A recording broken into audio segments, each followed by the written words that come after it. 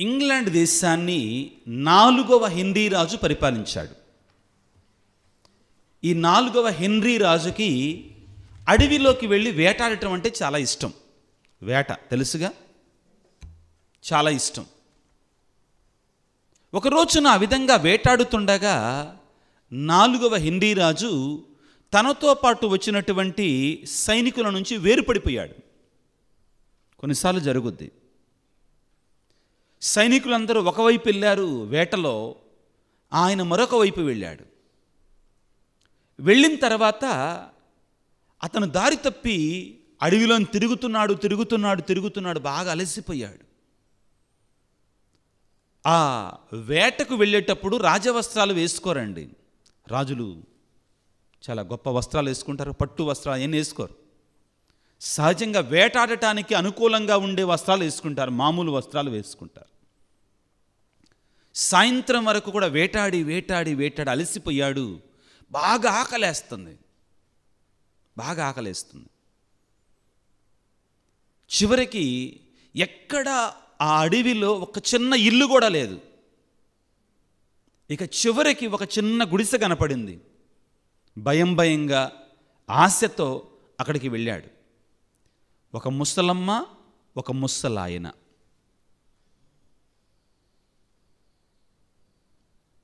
రాజు అక్కడికి వెళ్ళి, తాత, అవ్వా, నాకు బాగా ఆకలిగా ఉంది, మీ దగ్గర ఏమనుంటే పెట్టండి, చచ్చిపోయేటట్టున్న ఆకలితోటి అనగానే పాపం ఆ ఇద్దరు, అయ్యా, మా దగ్గర తినడానికి ఎక్కి ఏమీ లేవు, కానీ మేము ఈరోజు అడవిలోకి వెళ్ళి వెతగ్గా మాకు కొన్ని రేగికాయలు దొరికినాయి.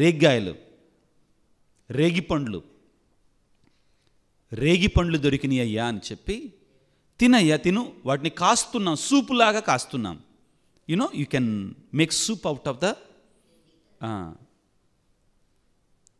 ఆ కాయలతోటి రేగ్గాయలతోటి తినడానికి దప్పడం కాస్తున్నాం. ఆ తినయ్య అని తీసుకొచ్చి వేడివేడిగా గుమగుమలాడేటువంటి వేడివేడి రేగి పండ్ల ఆ యొక్క సూపు వాళ్ళకి, ఆ రాజుకి ఇచ్చారు. రాజు ఆకలితో ఉన్నాడు కదండి. తెలుగులో ఒక సామెత ఉంది, నిద్ర సుఖం ఎరగదంట, ఆకలి రుచి ఎరగదంటండి. నిద్రతో ఉన్నోడికి రోడ్డు పక్కన పడుకున్నా కానీ వాడికి నిద్ర పట్టేస్తే సీకూసంతా ఉండదు. బాగా ఆకలితో ఉన్నటువంటి వాడికి పచ్చడి మెతుకుడు పెట్టినా తినేస్తాడు. జర్మనీలోనంట 2వ ప్రపంచ యుద్ధం అయిన తర్వాత బయట మనకి గడ్డి దొరుకుద్ది చూడండి, దానితోటి సూపు కాసుకొని బతికేవాళ్ళంట, ఇంక తినడానికి ఏమీ లేక అలా బ్రతికేవాళ్ళంట. కాబట్టి రాజు కూడా బాగా ఆకలితో ఉన్నాడు కాబట్టి వాళ్ళు పెట్టిన దాన్ని ఆకలి బాధతోటి తినేశాడు, బాగా తిన్నాడు. తిన్న తర్వాత మరి మరునాడు అలానే ఏదో ఒక రకంగా సైనికులు రాజుగారిని ఎదుక్కుంటూ వచ్చి చివరికి కనిపెట్టారు, తీసుకొని వెళ్ళారు. కానీ వాళ్ళకి తెలియదు ఆయన రాజని. ఆ గుడిసెలో ఉన్న వాళ్ళకి రాజని వాళ్ళకి తెలియదు. 2 రోజులు అయిన తర్వాత ఆ రాజు మంది మార్బలంతో, సైనికులతో, రథాలతో, గుర్రాలతో అక్కడికి వచ్చాడు. వీళ్ళు పాపం ఇద్దరు కూడా భయపడిపోతున్నారు, ఏంటి వీళ్ళందరూ ఇక్కడికి వచ్చారని. రాజు దిగి వాళ్ళ దగ్గరకు వచ్చి, ఎక్కడైతే ఆయన కూర్చున్నాడో, ఏ మంచం మీద అయితే ఆయన కూర్చొని, అర్థమైందా, ఆ యొక్క రేగి పండ్ల రసాన్ని తాగాడో అదే మంచం మీద పట్టు వస్త్రాలతో కూర్చునేసరికి, అయ్యా, నువ్వు మా దగ్గరికి రావటం ఏంటయ్యా, నువ్వు మా ఇంట్లోకి రావటం ఏంటయ్యా అంటే, అప్పుడు రాజు చెప్పాడంట, తాత, అవ్వా, 3 రోజుల క్రితం మీ దగ్గరకు వచ్చి సాయంత్రం పూట ఇదిగో ఈ యొక్క రేగి పండ్ల రసాన్ని తాగింది నేనే. ఆ రాత్రి నా కోసం మీరు మీ మంచాన్ని నాకు ఇచ్చేశారు. తెల్లారి పొద్దున్నే వెళ్ళిపోయా. నేనెవరో మీకు తెలియదు ఆ రోజు, కానీ నేను ఈ దేశాన్ని పరిపాలిస్తున్నటువంటి రారాజుని అని చెప్పి, రాజు తనతో పాటు తీసుకొని వచ్చినటువంటి ఒక పార్సల్ని ఓపెన్ చేశాడట. దగదగా మెరుస్తున్నాయట. ఏమున్నాయి అందులో? బంగారపు రేగి పండ్లు ఉన్నాయంట. ఏమున్నాయట? బంగారపు రేగి పండ్లు ఉన్నాయట. వాళ్ళు అన్నారట, మాకెందుకయ్యా ఇవన్నీ, మాకెందుకు ఇవన్నీ అని చెప్పి మేము ఇక్కడ సంతోషంగా ఉన్నాం. మాకు ఆనందం ఎప్పుడంటే మా రాజుకే మేము ఇవ్వగలిగాం. మా రాజు మా ఇంటికి వచ్చాడు. అర్థమవుతుందా? మా రాజే మా ఇంటికి వచ్చాడు, దానికంటే ఇంకా ఆనందం ఏముంది చెప్పండి? అదే మా ఆనందం, అదే మా సంతోషం అని వారిద్దరు కూడా చెప్పారట. ప్రభునందు ప్రియులకు దేవుని బిడ్డలారా, ఆగమన కాలములో ప్రభువు రాకడ కొరకై సిద్ధపడుతుండగా ప్రభువు రాకడ దగ్గర పడింది. ఆనందించాలి, సంతోషించాలి. ఫిలిప్పీలకు రాసిన లేఖ 4వ అధ్యాయం 4వ వచనములో పౌలు గారు ఏమంటున్నారు? ప్రభువునందు మీరు ఎల్లప్పుడూ ఆనందించండి. మరలా చెప్పుచున్నాను, ఆనందించండి. పౌలు గారు అంటున్నారు, rejoice in the lord I say, and again I say rejoice. ఆగమన కాలం అనేటువంటిది నిరీక్షణతో కూడుకున్నటువంటి కాలం. నిరీక్షణ అంటే ఏంటి చెప్తాను. మీరు ఆస్పైరెంట్స్, పోస్ట్లెంట్స్కి సెలవులు వస్తున్నాయి. Holidays are coming for you. When? April. ఈ ఆనందం మార్చిలోనే స్టార్ట్ అయిపోద్ది. లెక్కలేసుకుంటాం, ఎన్ని రోజులు ఉన్నాయి? 30 రోజులు ఉన్నాయి. 31 రోజు అయిపోయిన తర్వాత కొట్టేస్తాం ఒక గీతని. We strike off one line, second day we strike off second day, will count. నేను హాస్టల్లో ఉన్నాను, ఉంది 6 నెలలే. డిసెంబర్కి మా మామయ్య వచ్చి నల్గొండ నుంచి మా అమ్మని అరిసి, ఎందుకు హాస్టల్లో ఉంచావు వీడినంత, ఇంటికి తీసుకెళ్ళాడు. ఇంటి దగ్గర అయితే కొద్దిగా పాలు పెరుగు ఎక్కువ దొరుకుతాయి మాకు, గేదెలు ఆవులు ఎడ్లు ఇవన్నీ ఉన్నాయి కాబట్టి కొద్దిగా. సరే, ఏదేమైనా అది పక్కన పెడితే, నేను హాస్టల్లో ఉన్నప్పుడు సెలవులు ఎన్ని రోజులు వస్తాయి, ఎన్ని రోజులకు ఉన్నాయి అని గంటలు కూడా లెక్కేసేవాడిని. అదొక ఆనందం. ఎందుకని? నిరీక్షణ. అదొక నిరీక్షణ. అర్థమైందా? ఈ ఆగమన కాలంలో మనం కూడా నిరీక్షిస్తున్నాం. దేనికోసం? ప్రభు వస్తున్నాడు, మెస్సయ్య వస్తున్నాడు. పరిశుద్ధ ఫ్రాన్సిస్ పాపు గారు ఈ సంవత్సరం డిసెంబర్ 24వ తారీఖున సెయింట్ పీటర్స్ స్క్వేర్లో, రోమ్ నగరంలో, వాటికన్ సిటీలో పునీత పేతురు గారి యొక్క బసిలికా ఆ తలుపులు తెరవబోతున్నారు. జూబిలీ సంవత్సరాన్ని ప్రారంభించబోతున్నారు. తెలుసు కదా, జూబిలీ సంవత్సరాన్ని ప్రారంభించబోతున్నారు. ఆయన మనకిచ్చే సందేశం ఏంటో తెలుసా? జూబిలీ సంవత్సరానికి నిరాశపరచని నిరీక్షణ. నిరాశపరచనటువంటి నిరీక్షణ, ఆశతో కూడుకున్నట్టు నిరీక్షణ. మనం ఎదురు చూస్తున్నాం. We are waiting. Our hope is something which will not disappoint us. Understand? Our hope is something which will not disappoint us. The Messiah is coming. He is going to fill us with joy. జఫన్యా గ్రంథము 3వ అధ్యాయము 14వ వచనం. సియోను కుమారి ఆనందనాదము చేయుము, ఇశ్రాయేలు హర్షధ్వానము చేయుము. ఎంత చక్కటి మాటలండి. ఈరోజంతా ఆనందమే. ఆగమన కాలం 3వ ఆదివారం ఏంటిదండి? What is the topic? ఒట్టి ఆనందించండి కాదు, ఆనందించండి, ప్రభువు చెరువులో ఉన్నాడు. We rejoice because the Lord is near. We should not forget that. We rejoice not because chicken biryani will be there, not because jeans pant will come for Christmas, not because of the worldly things.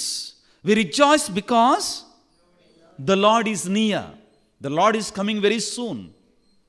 జెఫన్యా గ్రంథం 3వ అధ్యాయంలో సియోను కుమారి ఆనందనాదము చేయుము, ఇశ్రాయేలు హర్షధ్వానము చేయుము, యెరూషలేము కుమారి నిండు హృదయముతో సంతోషముగా ఉండుము.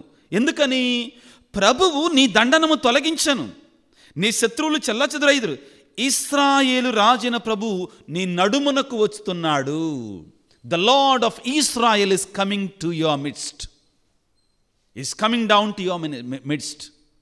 So rejoice. ఇది మన ఆలోచన సరళై ఉండాలి. ఆగమన కాలంలో. ఆగమన కాలం అంటే ఏడిచే కాలం కాదండి. క్రైస్తవుడు ఎప్పుడు ఏడవకూడదు. బాధల్లో కూడా, కష్టాల్లో కూడా దేవుని స్తుతించగలగాలి. ఇదే పౌలు గారు అంటారు కదా, నేను బాధలలో ఉన్నప్పుడు దేవుని స్తుతించుట నేర్చుకుంటుని, సంతోషముగా ఉన్నప్పుడు కూడా దేవుని స్తుతించుట నేర్చుకుంటుని.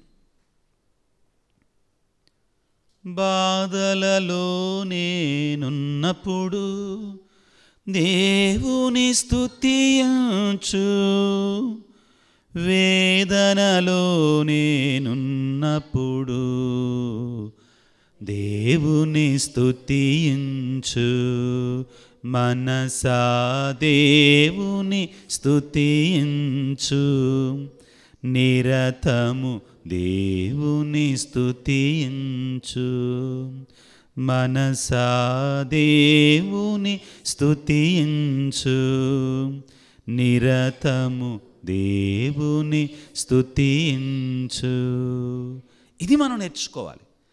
క్రైస్తవునికి శ్రమలనేటువంటివి సంతోషాన్ని ఇవ్వబోతున్నాయి.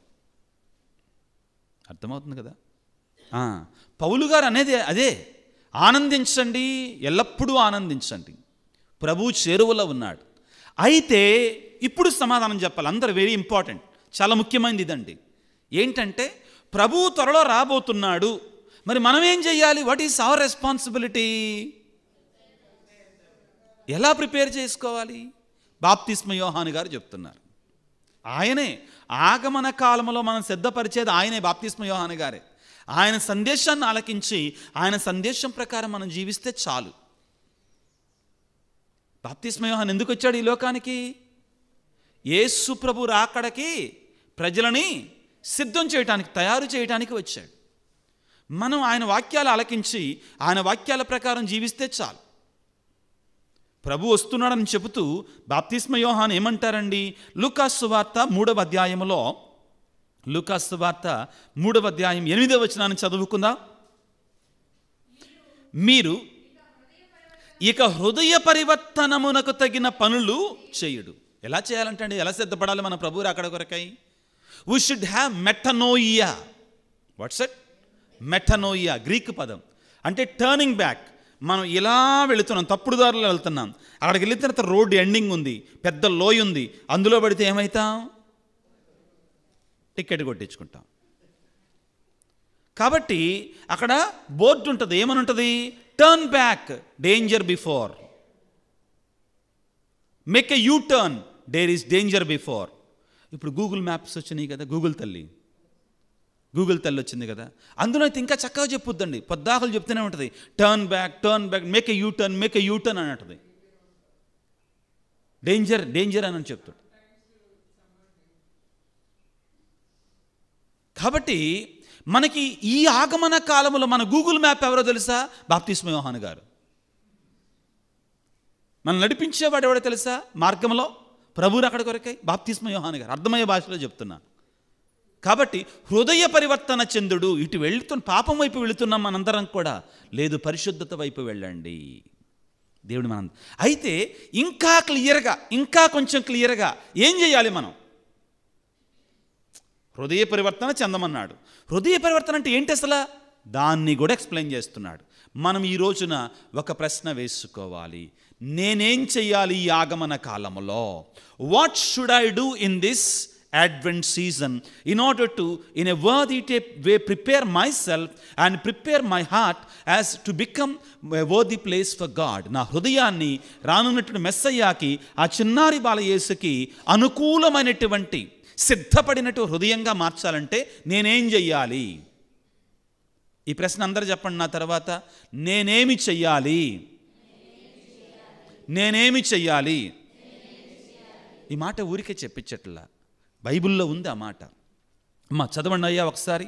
లూకా 3:10 చదువు. అందుకు ఆ ప్రజలు బాప్తిస్మ యోహాను గారి యొక్క సందేశాన్ని వింటున్న ప్రజలు ఏమన్నారంటే, బాప్తిస్మ యోహాను గారు అన్నారు ఏమని? హృదయ పరివర్తన చెందండి, మారు మనసు పొందండి అన్నాడు. కానీ ఏం చెయ్యాలి మనం? దేవుడి దగ్గరికి వచ్చి, దేవా నేను పాపినయ్యా, నన్ను క్షమించు నాయన, నా పాపాలు మన్నించయ్యా అని కన్నీటితో ప్రార్థన చేసుకున్న తర్వాత ఇంకా ఏం చెయ్యాలి మనం? మేము ఏమి చేయవలయును అని ప్రజలు అడిగారు బాప్తిస్మ యోహాన్ని. 2 అంగీలు ఉన్న వ్యక్తి ఏమీ లేని వానికి ఒకదానిని ఇవ్వవలను, భోజన పదార్థములు ఉన్నవాడు కూడా. So the first thing is give clothes and give food. మనకి చేతనైనంతగా, whatever we can. Okay, మనకు చేతనైనంత వరకు పేదలకు సహాయము చేయాలి. ఈనాటి వాక్యం అండి, నేను సొంతగా చెప్పట్లా. మనకు చేతనైనంతగా. అట్టనేసి బ్రేక్ఫాస్ట్కి రెడీ చేసి దాన్ని తీసుకెళ్ళిపోయి అమ్మటే ఇచ్చారు అక్కడ. అది కాదు ఉద్దేశం. అక్కడ అర్థం ఏంటంటే, మనం పేదల ఎడల కనికరాన్ని కలిగి ఉండాలి. ఒకటి హృదయ పరివర్తన చెందటం, పశ్చాత్తాపడటం, మన పాపాల కొరకే కన్నీరు కార్చటం, ఇక నుండి ఆ పాపాలు చెయ్యకుండా ఉండడం. ప్రజలందరికీ ఏమన్నాడు? పేదలకి సహాయం చేయండి. మత్తయి శుభవార్త 25:34 ఏమంటారు? నేను ఆకలిగా ఉన్నప్పుడు మీరు నాకు భోజనం పెట్టిద్దరు, దాహముగా ఉన్నప్పుడు నీరిచ్చారు, వస్త్రహీనుడనై ఉండగా వస్త్రాలు ఇచ్చారు, పరదేశినై ఉండగా ఆదరించెతరి, చెరసలలో ఉండగా సందర్శింపవచ్చెతరి. ఇవే మనం చేయాల్సి. ఇక్కడ ఆర్ 2 విషయాలు ఉన్నాయండి, చెయ్యకూడంది, చేయాల్సింది. Sins of omission and sins of commission. ఏ 2. మనం మంచిని ఏం చెయ్యాలి, చెడుని ఏం చేయకూడదు. చెడుని పశ్చాత్తాపడి విడిచిపెట్టాలి, మంచి క్రియలు చెయ్యాలి ప్రభు రాకడ సమయంలో. ఇది చాలా ముఖ్యమైనటువంటిది. ఏమన్నారు? సుంకరులు వచ్చారు బాప్తిస్మ యోహాను దగ్గర. మేమేం చెయ్యాలి అంటే, అన్యాయాన్ని చెయ్యకండి. ఏం చేయకూడదు? వ్యాపారంలో అక్రమాన్ని చేయకండి. బాప్తిస్మ యోహాను గారు డొంక తిరుగుడు చేయడం, ఇలా ఇలా అలా నిముక్కడంటే ఎలా చూపించడండి, స్ట్రైట్ సూటిగా సుత్తి లేకుండా మాట్లాడతాడు. ఏం చేయాలో క్లియర్గా చెప్పేస్తాడు బాప్తిస్మ యోహాను గారు. చివరిగా పోలీసు వాళ్ళు వచ్చారు, రక్షక భటులు వచ్చారు. మేమేం చేయాలి అంటే, ఎవరిని బలాత్కారం చేయమాకండి, అన్యాయంగా అక్రమంగా బలాత్కారం చేయకండి. అంటే లాగేసుకోవటం, బల్ల కింద చేతులు పెట్టడం. బల్ల కింద చేతులు పెట్టడం అంటే లంచాలు, ఇవి చేయకండి. పేదలను పీడించకండి. ప్రియా స్నేహితులారా, ఆగమన కాలములో ప్రభువు రాకడ వరకు సిద్ధపడుతుండగా మన స్థితిని బట్టి మనం ఏం చేస్తున్నాం? హృదయ పరివర్తన, మారు మనసు అంటే ఏంటి? ఒకళ్ళ గురించి చెడు మాట్లాడతాం. ఏంటండి? ఒకళ్ళ గురించి చెడు మాట్లాడతాం. ఆపేయాలి. ఏం ఆపాలో తెలుసా? రోమాపత్రిక ఒకసారి తీసుకున్నాడు, ముగించుకుందాం. రోమిలకు రాసిన లేఖ 1వ అధ్యాయంలోనే ఉంటుందండి. చాలా చక్కగా ఉంటుంది, నీట్గా ఉంటుంది, చాలా చక్కగా ఉంటుందండి, నీట్గా ఉంటుంది. 29వ వచనాన్ని చదవండి. 1వ అధ్యాయం 29వ వచనం. వారు సర్వ విధములకు దుష్టత్వముతోను, చెడుగుతోను, అత్యాశతోను, ద్వేషముతోను నిండి ఉండిరి. అవన్నీ విడిచిపెట్టాలి. ఏం విడిచిపెట్టాలి? దుష్టత్వము, చెడు, అత్యాశ, ద్వేషముతో తీసివేసుకోవాలి మనలో నుంచి. Romans chapter 1:29. ఆ తర్వాత అసూయ, హత్య, కలహము, మోసము, దుర్గుణములతో వారు నిండి ఉండిరి. ఇప్పుడు వస్తుందండి మన గురించే, ఇప్పుడు వచ్చేది మన గురించే. ఏంటమ్మా చదవమ్మా? వారు ఏంటిదంట? కబుర్లు అంటే మనం ఏమంటాం వాటిని? ముచ్చట్లు. ఏ ముచ్చట్లు అంట? పనికిరాని ముచ్చట్లు. పరిశుద్ధ ఫ్రాన్సిస్ పాప్ గారు ఏమంటారంటే, మీరందరూ చూసారా, వాట్సాప్లో సర్క్యులేట్ అవుతున్నాయి, ముఖ్యంగా లెంటన్ సీజన్లో మనం చేయాల్సిన 10 కార్యాలు. చూసారా? తపస్కాలం గురించి చెప్తారు ఫ్రాన్సిస్ పాప్ గారు. మనం వేటి నుండి ఉపవాసం ఉండాలి? Backbiting, gossiping, okay, talking behind, వీటిని వదిలిపెట్టుకోవాలి. ఇతరుల వెనకాల చెడు మాట్లాడటం, ముందు భాగంలో అబ్బో తీయటి మాటలు మాట్లాడతారు. మనకు తెలియదేముంది? అస్సలు అయ్యా నువ్వెంత మంచోడు అనయ్యా, అస్సలు నిన్ను చూస్తుంటే దేవుణ్ణి చూసినట్టే ఉందయ్యా. అమ్మా సుపీరియరమ్మ గారు, అసలు మీరు దేవతమ్మా. లేకపోతే ఫాదర్ గారు మీరు దేవుడండి. బయటికి వెళ్ళిన తర్వాత ఆయన ఒట్టి వేస్ట్. ఇదండి లోకం, ఇది లోకం అండి. ఫ్రాన్సిస్ పాప్ గారు ఏమంటున్నారంటే, ఈ మానేసేయండి, వీటిని మానేసేయండి, వద్దు మనకి. అదేవిధంగా ఎదుటి వాళ్ళ గురించి చెడు మాట్లాడతాం. తప్పు చేయకపోయినా కానీ, నువ్వు చూడకపోయినా కానీ ప్రచారం చేయటం ఎదుటి వాళ్ళ గురించి, దీన్ని ఆపేసేయాలి. మనలో మనం ఒకళ్ళ మీద ఒకళ్ళని చెడు మాట్లాడుకోవటం, gossiping, back biting, character assassination, Francis pop గారు చెప్పేటువంటి ఫాస్టింగ్, వీటి నుండి మనం శుభ్రం చేసుకోవాలి. ప్రభువుని వేడుకుందాం. ఈ రోజున మన హృదయాన్ని సిద్ధం చేసుకుందాం. సంతోషం, ఆనందం, ఆనందించండి, ప్రభువునందు ఆనందించండి. మరలా చెప్పుచున్నాను, ఆనందించండి. కానీ ఎలా? హృదయంలో అంత చెడుంది, హృదయంలో అంత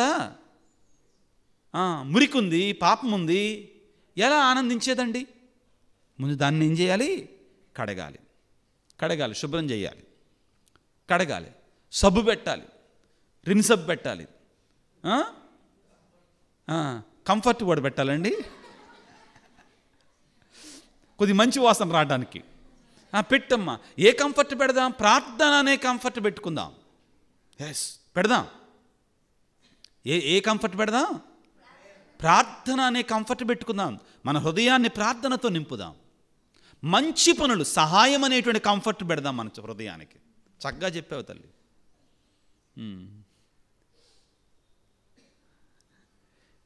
ఏంటిది ఇంకొక సబ్బు పేరేంటి? Air Indiana? ఎయిర్టెల్లా? ఏరియల్ క్షమించండి. అవి పెడదాం.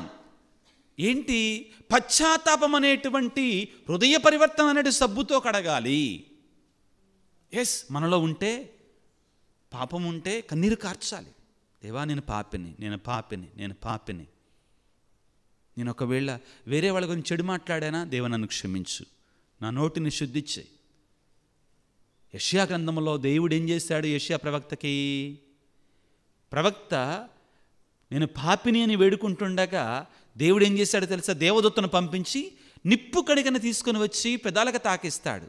ఆ పెదాలను కడిగి వేస్తాడు, శుద్ధి చేస్తాడు.